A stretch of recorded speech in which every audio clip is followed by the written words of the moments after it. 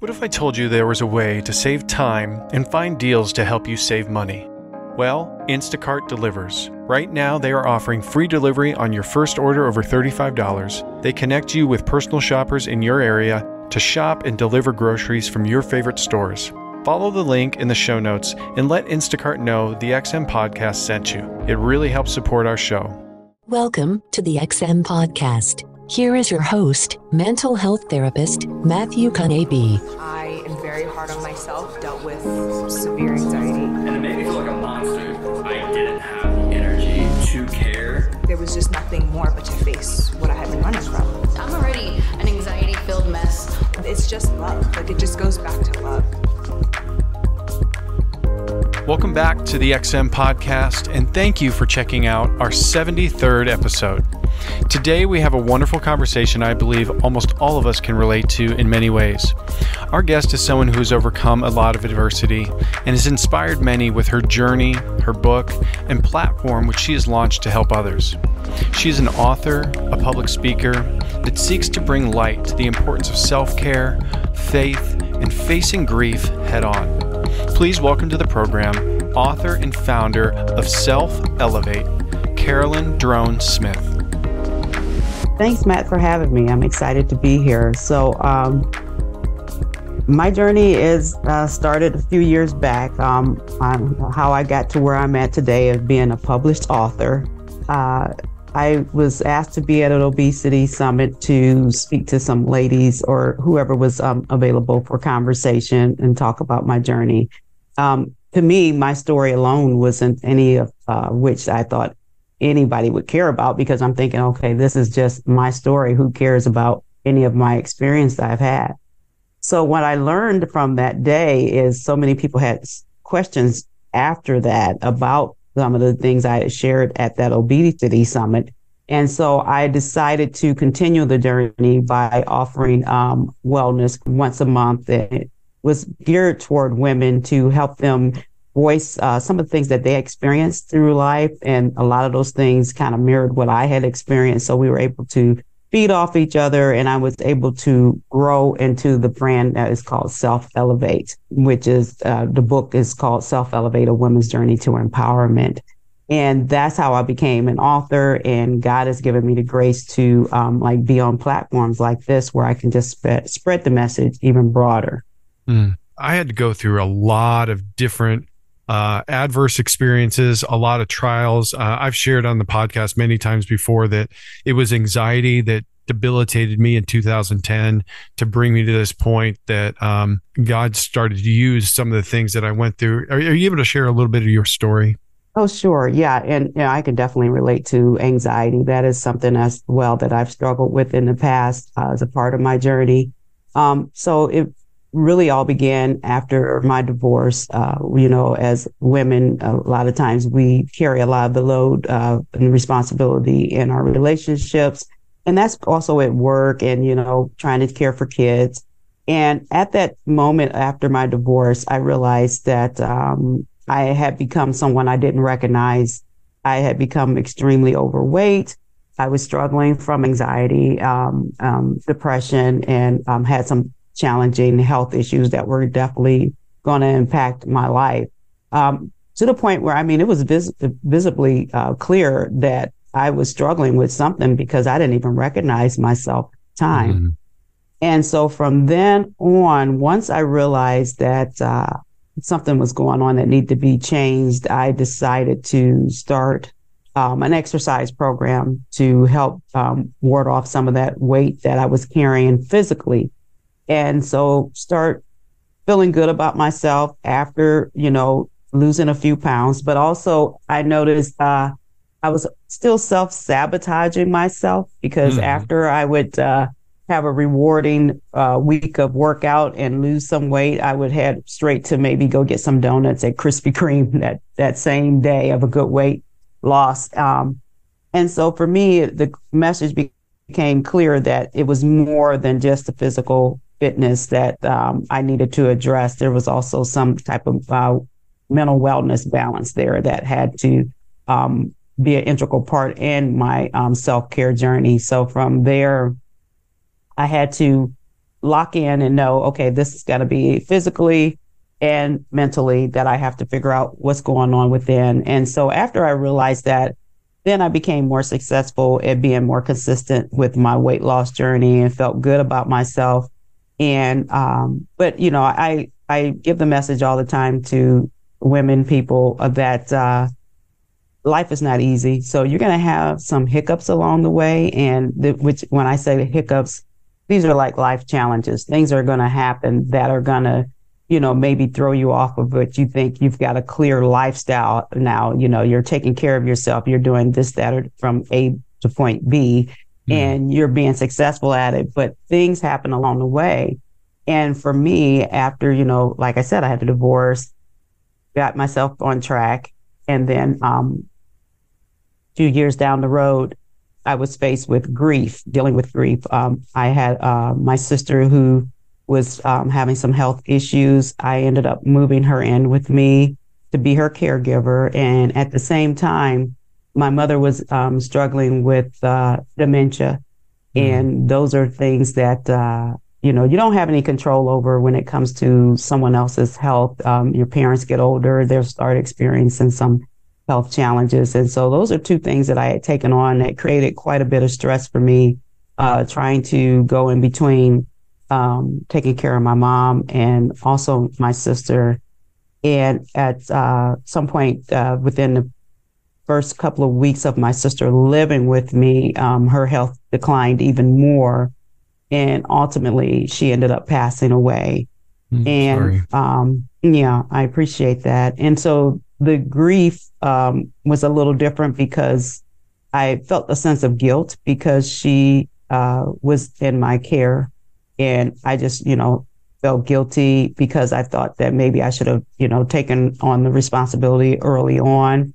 But then there was comfort in knowing that she was in a safe space when she passed. And at that time, around close to that time that she was living with me, we had made a choice to, you know, put my mother in a nursing home. And while I was making arrangements for my sister's funeral, which is something I had never taken on before, it was a lot of responsibility. She had adult children, but they didn't, at the time, didn't understand the responsibility that goes along with preparing for someone's final arrangements. So I took all that on myself. And it was the day of my sister's funeral that the word came that my mother had also passed. It was communicated to me right after. I noticed that, you know, my dad and my brother were late getting to my sister's services. At the time, I didn't know what the reasoning was. I just thought, you know, it was, of course, it's not the easiest thing when you're burying a loved one.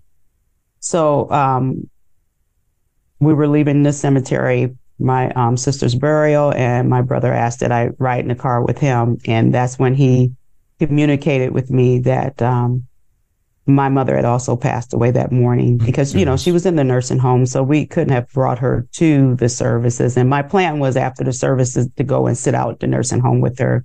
I don't know if she understood that my sister had passed because she was dealing with dementia. But that type of pain was something, you know, I didn't understand why I experienced that, or, you know, who else could have possibly experienced that type of pain in one day, you know, and that loss. And, you know, those are type of things that can impact your self-care, that mentally, especially, you know, you cannot get through something like that on your own. It's my faith and God's grace that kept me through that time. And I knew that I had children who I needed to be there for mentally and physically.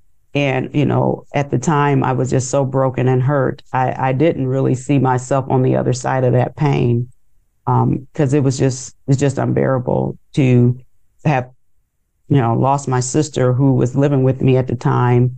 And, you know, most funerals, you know, when all the cards, flowers and all that. And when someone passed, it comes to the person's home where the condolences are sent. And that was my house. Yeah. So I had my sisters, all that stuff was still at the house. And then I had to go right to the the funeral home and make arrangements for my mother that very next day. And so we had her services within days of my sister. We wanted it to be as quick as possible. And here again, more food cards and everything, to where my home really felt like a morgue, so to speak. It's just so sad to come into. And, you know, self-care at that time was not important. And I was starting to eat everything that everyone brought to the house, because you notice that you grieve with food and you celebrate with food. Sure. And yeah, it was God's grace that kept me through that time. And I created for myself a kind of a bucket list of something that I could do to keep my mind off the grief and to be present for my children, who were at the time graduating. One was high school, the other one was college, just months from then. And I just prayed to God that I would be there for them. Yeah. That's a lot. A lot hit you at a very critical time. Karolyn, talk a little bit about then, what's the first step? Like I work with a lot of clients that have compound traumas, and oftentimes it's the first step that is one of the most critical and most important, because you can get stuck in a routine. You can get stuck in an unhealthy, I call it the hamster wheel of unhealthy decisions, choices, behaviors. What was your first day and first step towards your healing? Oh, yeah. That was when I could finally dig myself from under all that grief. I just prayed to God, I mean, constantly, to, you know, because it was not only just when you experience that kind of pain, it actually feels like your heart is hurting. I mean, it's just like, yeah, I mean, it feels like someone like standing on your chest. And I prayed to God that I could have some relief, some kind of way I could get some type of relief. And I had ran the half marathon in the past. That was a part of my physical fitness lifestyle, but I had never ran a full marathon. And so I had put it in my mind that I was going to train myself to run a full marathon. Wow. And so in that healing process, the full marathon became my focus, to train for that. And that helped me in a way that I didn't think was possible, because Ohio has a tremendous amount of towpaths and they're connected. And I didn't know that. And to be out in nature and to free myself that way was a tremendous help. Mm-hmm. So it was really kind of setting the goal, almost like bucket list situation, but then the bucket list becomes an end kind of goal in that regards. But then there's a bunch of little goals to get you to that point. And you've talked about self-care, and you and I had a great conversation the other day on the phone. When we talk about self-care, it looks different for everybody. Self-care to you, describe what that means, other than just the phrase self-care or the term. What is, when you break it down, what is self-care for you? I think self-care is the word self in itself. That's kind of funny, self in itself. It kind of embodies the whole word. Self is to focus on oneself. And I think everyone sees themselves differently. Mm-hmm. I think the most important part is to see yourself in your self-care, because sometimes for me, I didn't see myself for a long time because I was so busy doing so many other things. Mm-hmm. And when I saw myself, I saw that I needed to do something for myself. And so self-care is doing something for yourself that can positively impact your well-being. Yeah. That's what I see self-care as. And it could be, you know, maybe it's not always physical for a lot of people. It could be just spending some quiet time alone. But I do understand what works for me is having all three, the mental, physical and spiritual life, all three of those things have to be in sync with one another for myself and my self-care. When I think about self-care, I notice that when either one of those three things are out of sync, it impacts myself. And I know that I have to do something to make sure all three of those things align, because you can't just give energy to just one and not the others. They all have to go in sync together. And I think when people realize that self is all of those things that embody our one person and your well-being, then you're more successful in your lifestyle of self-care. It's good. I do a lot of public speaking, and I've shared at many conferences that when I look at the book of Genesis through Revelation, so the beginning of the book to the end, it's a book about balance. There's so much about what God wants and desires in our life, mind, body, and soul, about balance, that I think is massively important.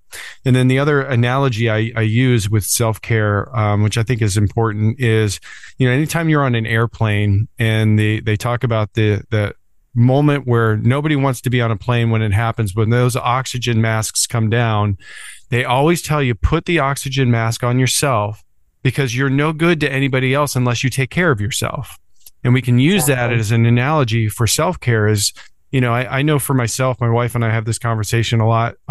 My self-care, one of my main things is golf. I love, and I'll go play by myself, and I might go play 9 holes, but that 2 hours to 4 hours a week allows me to be a better dad, a better husband, because I'm taking care of myself. I know a lot of people that don't practice that self-care, and you're actually not operating as a high of a level within the important circles when you're not taking care of yourself. So for me being out of the home for 2 hours, they're getting a better quality of me versus me just being there all the time and being burnt out. Does that resonate with you at all? Exactly. And I think people will really surprise themselves if they do incorporate that balance. Like you use the word balance, that's a perfect word to use.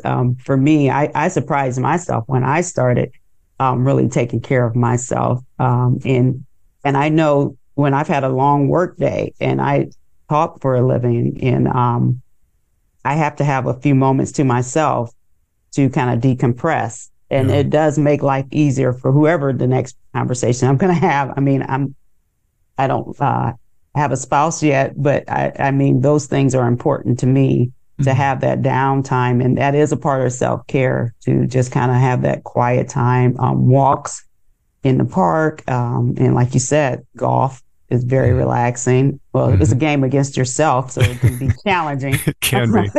People sometimes think I'm crazy that my calm space is on the golf course, but yeah. Well, it's surprising that you would say that, but I did do a little going out to like the driving range, hitting some balls during my time with grief, and I found it quite relaxing. Yeah, that's good. Karolyn, talk about the physical journey that you took. I think could be really inspiring to our listeners. What was some of that? What was your routines? What were some of the things, the journey that you went on to get to the point where you could run a marathon? Like that's no little thing by any measure. What was that regiment like? What was your discipline like? What did that look like? Okay, yeah. So I had run the half a few times with some friends. But the full marathon, I knew I probably couldn't run that alone without some type of special training. And so the local Y here has a marathon one-on-one training that they offer. And I joined that group, and they actually worked with you to get your miles up to that 26.2 marathon. And so it was committing myself to running with that group 3 days a week. You had a regimen of Mondays, I think, were hill days. And then you had like the short distance on Wednesdays, and Saturday mornings were long trail runs. And they expected you to do some running on your own in between those days. And what I noticed is how on my days to myself, I would just have some inspirational music in my ears, maybe listening to a podcast or something like that. And it was just inspiring to know that I had accomplished something like that, even just like the short distances I would run. And I would say, oh my gosh, I can't believe that I am actually getting ready to run this marathon. You know, it's just very, you know, it's a mental thing. If you lock your mind in on doing something like that, it has to lock in for you mentally. Any type of thing that you put on your bucket list that extends that extensive, I would say, you have to, you know, it's with great thought. So that's when your mental wellness comes into play. Sure. Because you can talk yourself out of anything. People do that all the time. For sure. So at what point for you did the idea that maybe I should start working and writing a book? Like where does that come from? That's not something I think everybody any day just decides to start doing.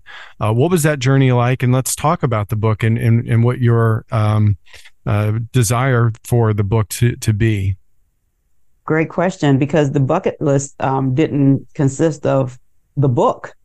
Mm-hmm. And so God placed that on the book, on the bucket list, the book. Mm-hmm.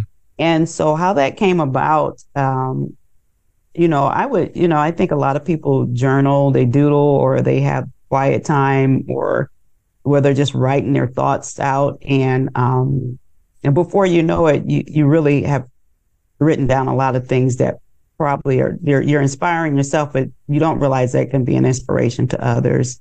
And I noticed that I had like some chapter formations that I would write over the years that, you know, made sense to me, but I didn't know if they would make sense to anyone else. And these are just little stories I would share about, you know, something, you know, that I had gone through at the time, you know, maybe me just expressing myself about my eyes, seeing my mom through my eyes with her dementia.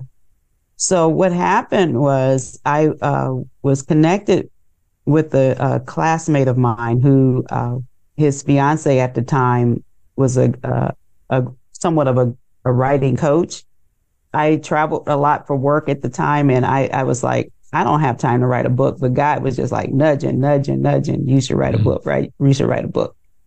And so when I connected with her, it was like divine intervention. And, you know, it was God was like, this is the person. Don't question anything about, you know, any fees or anything that would come along with her, you know, coaching you, helping you with the writing process. She is the person. And so when I met with her for the first time, our conversation extended like, I think a couple of hours. And I knew right away from our conversation that I can entrust her with the story to help me birth this book. And I felt like it was a baby being born. And that is actually how she even worded it, that she was there to help me birth this baby. And she was able to help me put everything in perspective to where it made sense to the reader, not just for me. Mm-hmm. And I can express myself through these stories that I have shared, like, you know, maybe one-on-one conversations with people, or even in the wellness talks that I would have once a month at the coffee shops. And the book was birthed, and through that process, it was just such a learning journey for me to be able to share stories. I share stories about my divorce.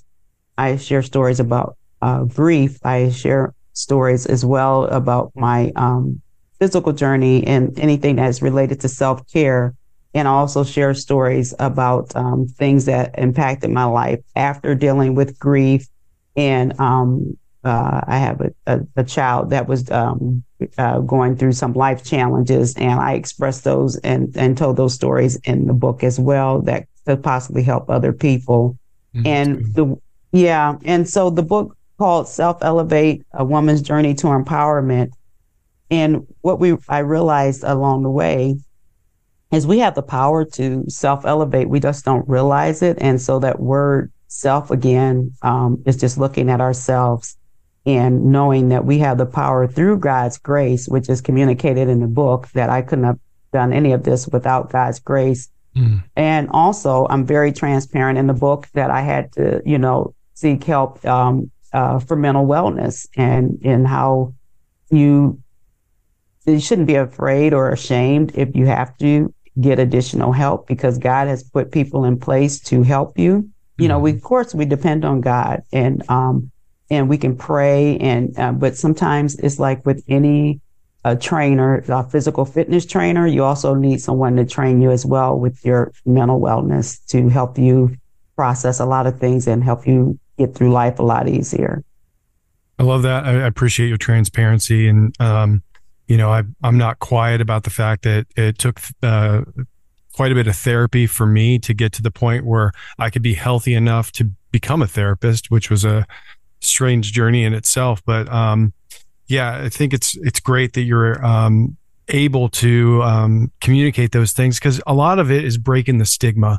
Breaking the stigma that it's okay to not be okay. I mean, I literally just quoted 2 of the t-shirts that we use at Emerge. One says break the stigma and the other one says it's okay not to be okay. And those are, I think they're great phrases. They're great things that we need to be reminded of. Karolyn, if there's a woman listening right now and she is struggling physically, emotionally, mentally, spiritually, what are some things that you would like to share to a woman in this position that's listening to this podcast, just going, you know what, I am not where I want to be in life right now? Great question. If I was talking to myself, I would say, you're not alone. And that is something where I thought for many years that I was alone, and I struggled alone. And there's so much support there for you. And just take the first leap of faith and have faith that God is going to help you self-elevate through whatever it is that you're going through. You're in this thing, but you don't see yourself on the outside of it. But once you get on the outside, you'll be able to share your story and inspire the next person. And that's what I'm thankful that I can do now, because I took the next step of seeing myself and knowing that there was a support system. And like we talked about the stigma of needing additional help, therapy, or whatever people want to call it. It is, it is what it is. It's therapy to get the help that you need. But there's just so much support out there now, and you're not alone. Don't be afraid to reach out for help with your physical well-being, your mental well-being, and your spiritual well-being, and create a balanced life and a lifestyle for yourself. Now, this journey is not going to be perfect by any means, but know that if you just start, even if you have to put it on pause, don't stop, continue to go. It's just like when I trained for the marathon. Of course, there was a couple of times I had to stop along the way, but I refused to not get to that finish line during the marathon. And life itself is like a marathon. It's not a sprint by any means. And life is not going to be perfect. Things are going to happen along the way. And it's important for you to get back up, see yourself, self-elevate with God's help to your journey to empowerment. That's so good. I think a lot of people think that it shows a sign of weakness when you don't have everything figured out. I think it shows a sign of strength. It shows a sign of strength for someone to go, you know what, I don't have everything figured out, so I can lean into some of these things, because that takes courage. It takes a deep, deep rooted courage that every one of my clients, when they come in my office, I just want to praise them, because I know how hard it was to get up that day, to get into their car, to get to our parking lot, to walk into our building, to check in, to get to my office. That takes a lot of strength and courage. And it inspires me. Yeah. Yeah. And that story, I'm glad you shared that, because I was one of those people that were probably in the car and couldn't get out of the car to get to the therapist to say, wait a minute, now how am I going to get from my car to this door and to... That's right. I mean, it took all I could to just get in my car this day, but to physically get there. And then once you're in your first appointment with your therapist and just let it all out, and you're like, oh my goodness, I cannot believe. Yeah, it was very freeing. And then, and it's like one of the best decisions I made. That's good. So, Karolyn, what is life like for you now? What does it look like? What are some of the things you're doing with selfelevate.net, which is where our listeners can go to check out more stuff that's going on with you. But what is life like today? What are some of the things that you're doing? That's great that you would ask. So thank you so much for this opportunity, because recently I did have another challenging thing happen in life. I recently lost my dad. Mm-hmm. And so that was another, a moment of grief, of course, that you're going to deal with when you talk about life is not perfect. And sure. So I've definitely been in grief recovery for that. Mm-hmm. And I've also been, contemplating another book. Mm-hmm. And, just to share some stories as a caregiver, through the eyes of a caregiver, like the daughter of a father, and our relationship and the time that he was under my care. He lived with me for 4 years, and it's just amazing when you see your parents as their caregiver, how the roles have changed. Yeah. And it's just so, many things and emotions that you deal with, and when they have their final days of life, and, the emotions that you deal with during that time, and how important, God's grace is, and your faith is to have, knowing that, you've done all you can, and God bless him. He lived to be 94 years old. And so so I'm thankful to have had him in my life and to have been his caregiver. And I'm now relaunching the brand, Self Elevate, A Woman's Journey to Empowerment. Going to start our wellness talks back up. And so I'll keep everyone abreast on my social media platforms. You can follow me at Self Elevate on Facebook, and on Instagram at self_elevate on Instagram. And those are the two platforms, and www.selfelevate.net. If you want to order the book, you can order the book there. And I'll also keep you abreast of anything that's happening in my schedule as well. I'll be hosting conversations, and Coffee and Conversations is my next thing I'm looking forward to doing, where I'll have fellow authors on, or anyone in the community that's also experienced some of life challenges or things that I feel like would be impactful to share and motivate other women. Mm. Well said. Karolyn, thank you so much for your time and being on here. And really, I'm just so encouraged by you and how through a lot of adversity, you have been able to just keep moving forward, keep fighting. And in that, I think it's just amazing because it's inspiring.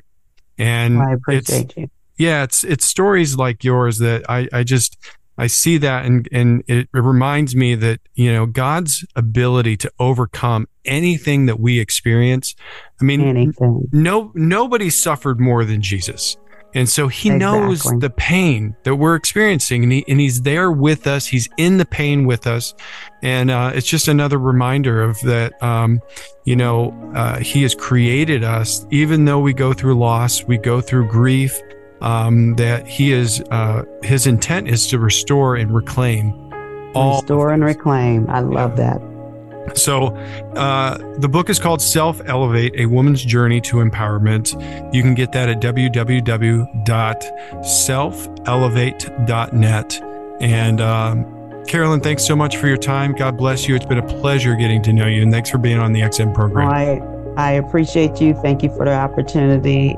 And I look forward to talking to you again soon. Well, thank you, Karolyn, for being our guest and sharing your life story. I believe everyone's story has a purpose, value, and may inspire others to push to overcome the trials in our lives. Let's support her by checking out her book, Self Elevate, listed in the show notes, and follow her on all the social media platforms. We do appreciate all of our listeners and cannot say thank you enough for listening to what we put out in every episode. Check out emerge.org for more about who we are as a counseling ministry. Give us a like or a comment. It helps us continue to reach new listeners as we put out new podcasts. Well, until next time, or when our Savior comes, God bless.